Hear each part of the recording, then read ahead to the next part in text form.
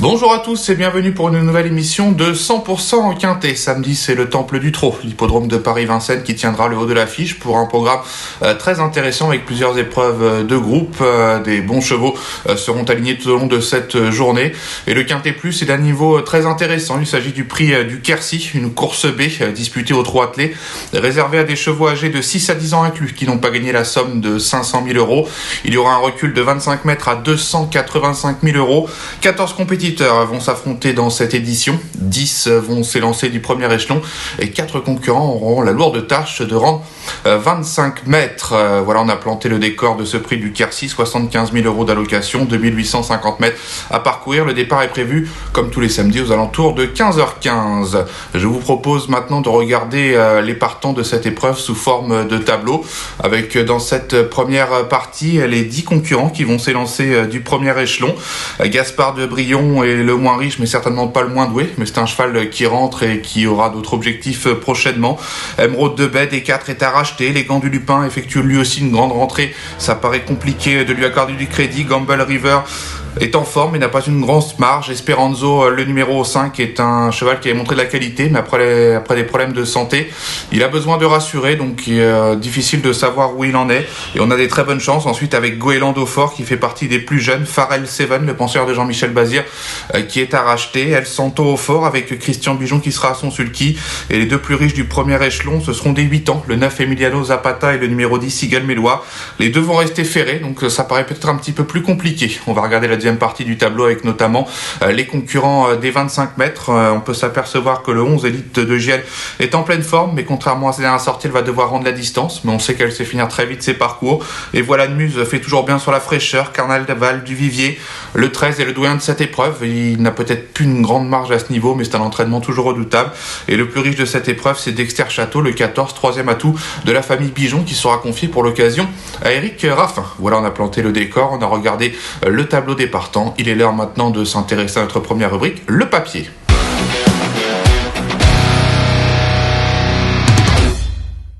Je détache avant le coup 5 candidatures dans cette épreuve, 4 concurrents du premier échelon et un concurrent des 25 mètres.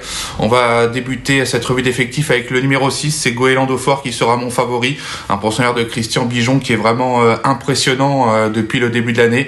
Il vient d'être éliminé dans la récente étape du GNT, son entraîneur s'est rabattu sur cette course qui semble avant le coup à sa portée, même s'il va devoir affronter ses aînés. Je vous propose d'évoquer une stat concernant ce Goéland d'Aufort, une stat vraiment qui plaît dans sa faveur.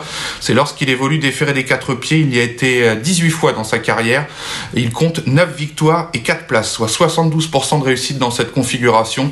Donc autant vous dire que ce Goéland d'Aufort est un cheval très sérieux, trotteur, qui peut servir de base dans tous vos jeux. Je lui oppose le numéro 7, c'est Pharrell Seven, pensionnaire de Jean-Michel Bazir, qu'on vient de voir récemment dans l'étape du Croisé-la-Roche dans le GNT où malheureusement ce jour-là le cheval s'est montré fautif dans la ligne droite alors qu'il allait être attaqué par Earl Simon, mais il pouvait encore espérer conserver la deuxième place. C'est un cheval qui a des titres à faire valoir, c'est l'entraînement toujours redoutable de Jean-Michel Bazir, et dans cette catégorie Pharrell Seven est tout à fait capable de briller. Et là aussi on va évoquer une stat le concernant, une stat qui est vraiment très flatteuse, c'est sa réussite sur ce parcours des 2850 mètres de la grande piste de Vincennes.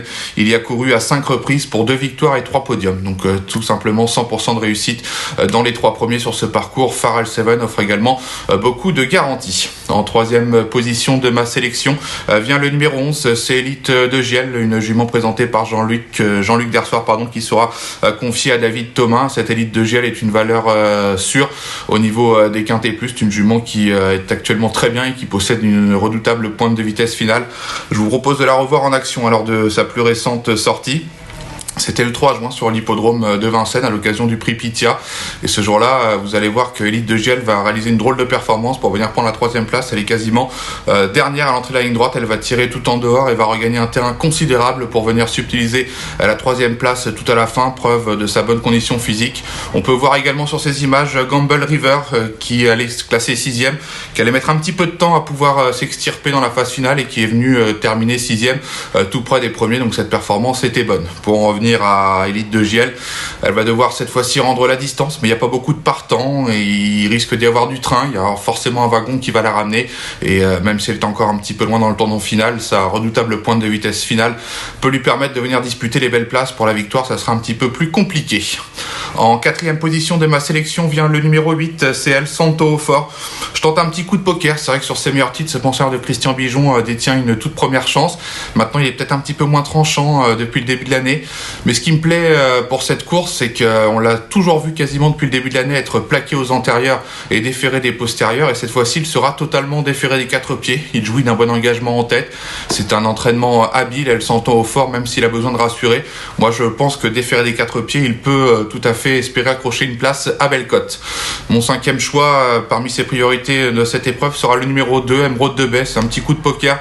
C'est une jument que j'apprécie puisque j'ai eu l'occasion de la voir courir tout au long de l'hiver sur l'hippodrome de Cagnes-sur-Mer. Elle m'a vraiment fait belle impression à plusieurs reprises. Elle est capable de suivre tous les trains. Elle possède un bon finish. Lors de sa plus récente sortie, au dire de son entraîneur, la jument était encore capable de disputer les belles places au moment de sa faute. Donc il faut la racheter. Elle est déférée des quatre pieds. Confiée à un homme en forme, c'est Benjamin Rochard. Malgré la présence des mâles, moi je pense que Emeraude de Baie en tête est capable de s'illustrer, d'autant que les penseurs de Benjamin Guts sont bien à l'heure actuelle. Voilà pour les 5 priorités de cette épreuve. Il y a d'autres candidatures qu'on peut garder, des chevaux qui sont peut-être plus compétitifs pour des places. Je pense notamment au numéro 14, c'est Dexter Château, troisième atout de la famille Bijon. Il sera confié à Eric Raffin, c'est le plus riche du lot. Mais voilà, c'est un cheval qui a quand même eu des combats difficiles, qui semblent peut-être un petit peu moins tranchants que par le passé. Il a besoin de rassurer, mais le vrai Dexter Château, avec le double sulky d'or à son sulky, est tout à fait capable d'ambitionner une place dans cette épreuve. Le 5, c'est Esperanzo, un pensionnaire de Mathieu Mottier qui a connu une longue absence et depuis son retour à la compétition, il semble un petit peu moins tranchant que par le passé. Il a du mal à retrouver son bon niveau, mais c'est logique avec des chevaux âgés comme ça. Quand ils connaissent des longues absences, ils ont besoin parfois de plusieurs semaines, mois, avant de recouvrer tous leurs moyens. Là, il est bien placé en tête. Il sera déféré des quatre pieds. Il sera confié à Antoine Dabuis. Esperanzo, c'est un cheval qui a de la tenue, qui a déjà fait ses preuves sur la grande piste de Vincennes. Il semble barré pour le succès, mais une place, moi, je pense que c'est tout à fait possible dans cette épreuve à Bellecote. On va évoquer également Et voilà de Muse, le numéro 12, qui est quand même retenu par de nombreux confrères dans la presse. C'est vrai qu'Et voilà de Muse, c'est un cheval qu'on connaît bien, entraîné par Sébastien Garato, qui est pas de tous les jours, qui a repris de la fraîcheur. Et quand on regarde un petit peu son papier et son passé, on peut s'apercevoir qu'à chaque fois qu'il effectue des retours à la compétition, le cheval fait d'emblée des belles valeurs. Donc voilà, il sera déféré des quatre pieds, confié à Franck Ouvry. C'est un engagement intéressant. Il a des titres à faire valoir à ce niveau. Donc Et voilà de Muse, d'emblée, peut ambitionner une belle place. Je vais citer également rapidement 3 outsiders dans cette épreuve. C'est le numéro 4, Gamble River. On l'a vu tout à l'heure sur les images, se défendre correctement pour prendre la 6e place le jour où Élite de Giel terminait 3e. Alors ce jour-là, c'était à poteau égal. Cette fois-ci, Gamble River à 25 mètres d'avance. Donc on peut penser qu'une revanche est possible. Maintenant, Gamble River, faut quand même qu'il ait le bon parcours. Je pense pas qu'il ait une marge folle sur la grande piste de Vincennes. Je préfère peut-être sur des pistes plates. Donc l'écurie est en forme, il part en tête, il fait partie des plus jeunes. Je le vois plus être 4-5e que lutter activement pour les toutes premières places. Le numéro 13, c'est Carnaval du Vivier. C'est le seul 10 ans au départ de cette épreuve, un pensionnaire de Thierry Duval d'Estaing, qu'on connaît bien notamment au niveau des Quintés Plus. C'est un cheval qui n'a plus à faire ses preuves à ce niveau. Mais voilà, il est désormais âgé de 10 ans. Il a peut-être plus la même marge qu'il avait auparavant. Il est au 25 mètres, donc il faudra bénéficier de bonnes circonstances de course pour espérer faire l'arrivée. Et on termine avec le numéro 10, c'est Eagle Mélois, le penseur de Pierre Belloche, qui reste sur quelques bonnes sorties, mais ce qui m'ennuie, c'est que son entraîneur ne peut pas le déférer des postérieurs comme lors de ses meilleures tentatives. Alors il découvre un très bon engagement en tête, mais voilà, sur la grande piste, en étant ferré, je pense que ça me paraît compliqué de pouvoir disputer les toutes premières places. Donc pourquoi pas une 5e place pour cet Eagle Mélois qui portera ici le numéro 10. Et il y a 3 candidatures que je n'ai pas retenues dans cette épreuve, pour qui ça paraît vraiment très compliqué. C'est le 9, Emiliano Zapata, qui prépare une course au trot monté qui restera ferré.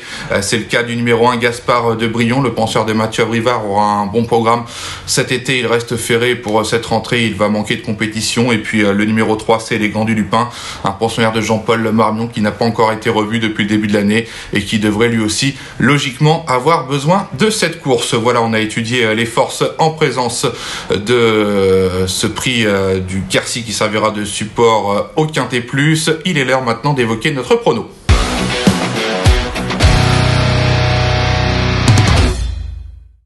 Je détache donc la candidature de 5 chevaux au départ de cette épreuve. Tout d'abord le numéro 6 Goélando Fort, devant le numéro 7 Sepharel Seven. En troisième position le numéro 11 Elite de Giel. En quatrième position le 8 c'est El Santon au Fort, totalement déféré des 4 pieds. Et puis Emeraude de Belle, le numéro 2, pensionnaire de Benjamin Gueux, c'est une jument mais je la crois capable de bien faire face au mal. Voici mes 5 priorités pour ce Quintet Plus. Avant de se quitter, je vais vous proposer un conseil de jeu, toujours en Réunion 1 sur l'hippodrome de Vincennes. Il faudra patienter un petit peu dans la 8e épreuve du programme et je vais faire confiance à l'As. C'est Igor Viking, un pensionnaire de Philippe Dojard qui revient en forme comme l'atteste sa plus récente sortie. C'est un cheval, quand on regarde un petit peu son palmarès et les performances qu'il a réalisées depuis le début de sa carrière, c'est un cheval qui brille sur les courtes distances, sur les tracés corde à gauche avec un départ autostart. Donc samedi, on est sur une courte distance, corde à gauche, départ autostart sur l'hippodrome de Vincennes. Il a tiré le numéro 1 et il sera en plus déféré des 4 pieds pour la première fois de sa carrière. On fait appel à Mathieu Abrivard, c'est un bon engagement. Ça sera pas le favori de cette course, car il y a quand même des chevaux qui sont aguerris à Vincennes et qui seront peut-être un peu plus joués que lui. Mais attention, pieds nus avec ce numéro 1 sur une courte distance qui va l'avantager. Moi je crois cet Igor Viking, le 801, capable de lutter pour la victoire à une cote qui s'annonce très alléchante. Voilà, merci à tous de nous avoir suivis pour cette émission consacrée à la belle réunion de ce samedi sur l'hippodrome de Vincennes. Restez fidèles sur Paris Turf TV et on se retrouve très bientôt pour une nouvelle émission de 100% Quintet. Ciao ciao.